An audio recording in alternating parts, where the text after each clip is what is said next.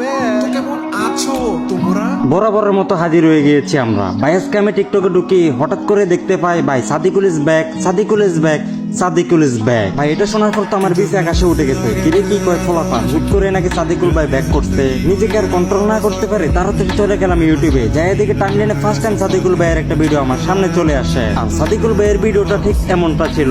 অনেক চেষ্টা করছো, এই জন্য আমিও চেষ্টা করতেছিলাম একটা ভরাভরি ভিডিও নিয়ে আসার জন্য, বাট পারতেছিলাম। আমার অনেক অনেক খুব ইচ্ছা ছিল যে আমি অনেক সুন্দর একটা কামব্যাক করব, যে কামব্যাক দেখে সবাই সারপ্রাইজ হয়ে যাবে, কিন্তু সেটার কিছুই হয় নাই। কেন জানেন? আজ মানে যখন আমি ভিডিওটা বানাচ্ছি, ঠিক আজকে ঠিক রাত 12টায় আমি টিকটকে ঢুকি, আর কেন জানি আমার সামনে এই ভিডিওটা চলে আসে।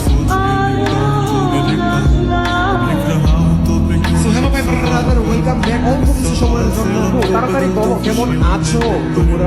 আশা করছি তোমরা সবাই অনেক অনেক অনেক ভালো আছো। কি ভাবতেছেন? টিকটকের এই ভিডিওতে আমার প্রশংসা করেছে, এই জন্য আমি ভিডিও বানাচ্ছি আজকে? এমন কিছুই না। আমি যখন এই ভিডিওটার কমেন্ট বক্সে যাই, কমেন্ট বক্সটা দেখার পর আমার চোখ দিয়ে একাই পানি চলে আসে। That's it. আমি আর কিছুই ভাবিনি, একদম সোজা আমি বেড থেকে আমি টেবিলে এসে পড়েছি, এবং আমি আপনাদের কমেন্ট দেখে এতটাই ইমোশনাল হয়েছি যে আমি আর কিছুই ভাবি। আমি এটা বিন্দু পরিমাণের জন্য ভাবিনি যে আমার মাথায় কোনো কন্টেন্ট রেডি নাই, আমার কোনো স্ক্রিপ্ট নাই। আমার মাথায় শুধু এসেছে মানুষ আমাকে এত চাইতেছে, আমি কেন আসতেছি না। এত মানুষ আমাকে চাচ্ছে, কালকে যদি আমি মরে যাই তাহলে কি হবে? তো এই জন্য আমি আর দেরি করি নাই। কিসের কামব্যাকের মায়ের আমার মাথায় যা আসছে আমি ভিডিওতে তাই বলছি। এন্ড এখন বাজে হচ্ছে রাত 4টা। এখন আমি এডিট করব এবং আমি সকালে ভিডিওটা আপলোড করব। তো সাদিকুল ভাইয়ের উদ্দেশ্যে একটাই কথা, ভাই তুমি আছো, তুমি থাকবা, আমরা আছি, তোমার অডিয়েন্স তোমার পাশে আছে।